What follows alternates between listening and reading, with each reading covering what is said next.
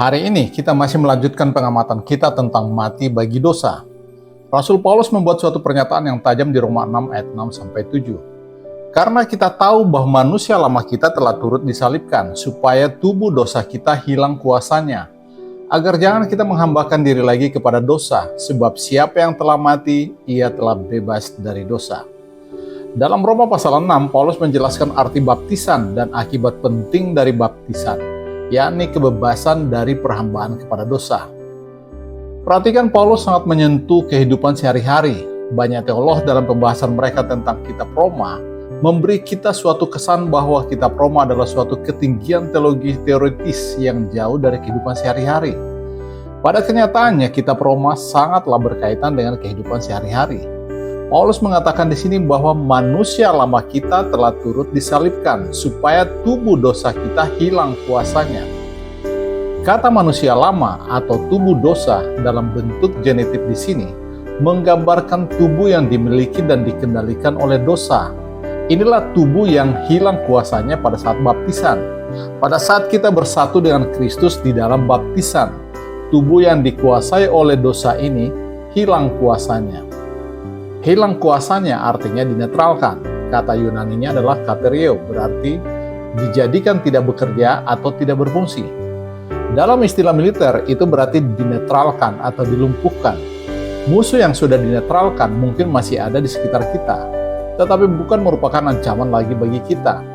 Jadi tubuh dosa kita telah dinetralkan. Ia tidak lagi menjadi kekuatan dominan di dalam kehidupan kita. Ini merupakan hasil pekerjaan Allah di dalam hidup kita, di mana manusia lama kita diserahkan ke dalam maut. Manusia lama itu masih ada, tubuh kita masih ada, tubuh yang dulunya dikuasai dosa itu masih ada. Tetapi bukan lagi sebagai unsur yang mengendalikan kehidupan kita. Itulah kabar baik dari Roma pasal 6. Kata Yunani yang sama digunakan di Ibrani 2 ayat 14. Untuk mengatakan bahwa Yesus datang untuk memusnahkan atau yang lebih tepat melumpuhkan kuasa iblis. Dalam pengertian apa iblis sudah dimusnahkan? Bukankah ia masih ada? Kita tahu pasti bahwa iblis masih aktif dan belum dimusnahkan. Tetapi kuasanya sudah dipasung, artinya sudah dinetralkan. Tetapi nanti harinya akan tiba di mana ia akan sama sekali dinetralkan atau dimusnahkan. Wahyu 20 ayat 10. Paulus juga menggunakan kata yang sama di 2 Timotius 1 ayat 10 untuk menyatakan bahwa Kristus telah mematahkan kuasa maut. Maut masih merupakan suatu realitas. Salah seorang dari teman saya baru saja meninggal minggu lalu. Paulus tidak bermaksud bahwa maut sudah dihapuskan sehingga tidak ada lagi. Tetapi maut bagi orang Kristen sudah dinetralkan. Maut tidak lagi memiliki kuasa atas orang Kristen karena maut bagi dia bukanlah bab yang terakhir dalam hidupnya. Dengan cara yang sama, iblis sudah dibinasakan, bukan dalam arti dimusnahkan. Tetapi iblis tidak lagi memiliki kuasa untuk mengendalikan dan membinasakan mereka yang tinggal di dalam Kristus. Demikian juga maut tidak lagi menjadi ancaman jika kita tinggal di dalam Kristus, walaupun kematian jasmani pasti akan tetap terjadi. Dengan analogi hal ini akan dapat dijelaskan. Ketika kolera, sampar, COVID menyerang kita, ribuan orang meninggal dunia dalam waktu singkat.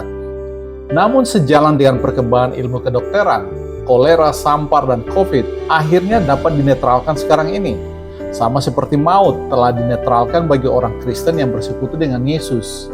Namun itu tidak berarti bahwa kuman-kuman atau virus-virus tersebut sudah lenyap. Lebih tepat jika dikatakan bahwa penyakit ini telah dinetralkan, yaitu kuasanya untuk membunuh kita telah dilumpuhkan dan tidak menjadi ancaman lagi kepada umat manusia selama kita mengambil langkah-langkah pencegahan. Dengan cara yang sama, meskipun tubuh dosa ini masih ada, tetapi ia bukan lagi ancaman bagi kita selama kita mengambil langkah-langkah pencegahan, yaitu tinggal di dalam Kristus. Kolera, sampar, COVID masih tetap dapat membunuh orang yang berurusan dengan jasad renik ini tanpa perlindungan yang memadai. Orang yang menangani jasad renik ini di laboratorium harus berhati-hati karena mereka masih aktif dan masih sama mematikan seperti sebelumnya. Demikian pula, jika kita bermain-main dengan dosa, iblis dapat menghancurkan kita dengan cara yang sama seperti sebelumnya. Benar, tubuh dosa mungkin sudah dinetralkan dan tidak mengendalikan kita lagi. Akan tetapi jika kita kembali berbuat dosa, dosa akan menghancurkan kita sama seperti sebelumnya. Dosa tidak memiliki kuasa atas kita hanya jika kita tinggal di dalam Kristus. Itulah kabar baik yang disampaikan oleh Roma 6 ayat 6. Apabila kita mengambil langkah iman dengan membuat komitmen menyerahkan diri kita untuk mati bersama-sama dengan Kristus di dalam baptisan, tubuh dosa kita dinetralkan oleh kuasa Allah di dalam Kristus. Kita dapat mengalami kematian atas dosa dan kebebasan dari dosa sama seperti merasakan tidur yang menyegarkan.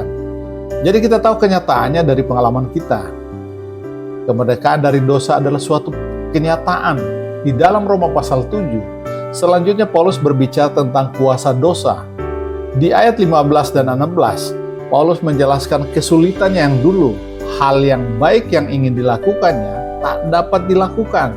Hal yang jahat yang tidak ingin dilakukannya, malah ia lakukan. Kita dapat menyatakan simpati kita atas pengalamannya tersebut.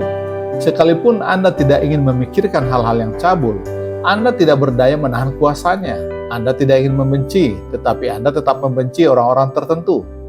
Akan tetapi Paulus menyatakan bahwa kita tidak lagi berada di bawah kuasa dosa. Sekarang kita memiliki kuasa untuk melawan iblis, dan ia akan lari dari kita. Yakobus 4 ayat 7. Memang iblis itu jauh lebih kuat daripada Anda dan saya. Akan tetapi akan lari dari kita jika kita melawannya. Kita memiliki kuasa untuk melawan iblis dan melawan dosa, karena sekarang kita bebas dari kendali mereka. Apakah itu pengalaman Anda sekarang? Saya katakan sekarang karena Roma 6 berbicara tentang pengalaman masa kini. Contohnya ayat 7 berkata, sebab siapa yang telah mati, ia telah bebas dari dosa. Tubuh dosa telah dinetralkan saat ini, bukan di masa depan. Pada baptisan kita menyerahkan diri kita untuk mati bagi manusia lama, dan kita selesai dengan cara hidup kita yang lama saat itu juga. Sekarang kita dapat mengalami kebebasan ini. Sebelumnya kita lebih menyerupai gambaran suram di Roma pasal 7. Kita tidak berdaya melawan dosa, akan tetapi syukur kepada Allah. Roma 8 ayat 2 berkata, Roh yang memberi hidup telah memerdekakan kamu dalam Kristus dari hukum dosa dan hukum maut. Di dalam diri Anda, hukum kehidupan dalam Kristus telah mengalahkan hukum dosa dan maut. Anda telah dibebaskan karena adanya suatu kuasa yang mengalahkan kuasa lainnya.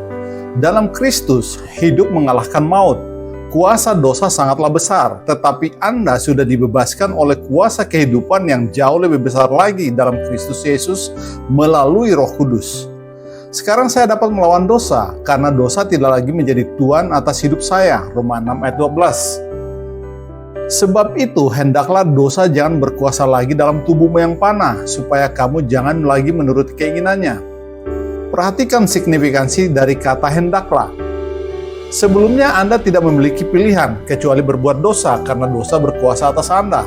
Anda berusaha untuk melawan dosa, tetapi usaha itu sia-sia karena dosa terlalu kuat. Akan tetapi sekarang Anda memiliki kuasa untuk memilih, kuasa untuk hendaklah. Kemerdekaan ini berarti Anda kini bebas memilih untuk tidak mengizinkan dosa berkuasa lagi di dalam tubuhmu yang fana itu. Namun jika Anda terus mengizinkan dosa untuk berkuasa dalam hidup Anda, maka maut sudah menanti Anda. Sebagaimana yang diperingatkan oleh sang rasul kepada orang Kristen di Roma.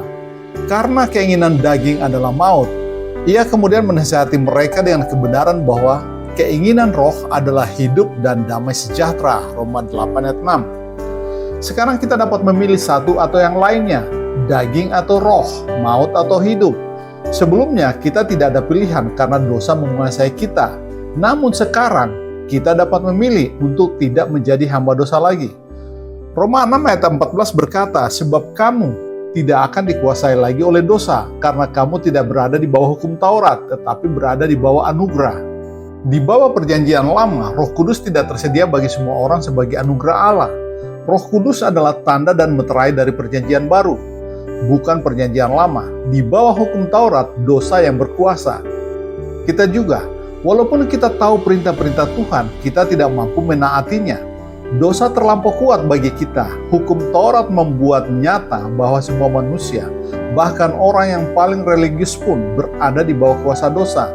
Namun sekarang dosa kehilangan kuasanya atas orang-orang yang berada di dalam Kristus. Di Roma 6 ayat 18, Paulus berkata, kamu telah dibebaskan dari dosa dan menjadi hamba kebenaran.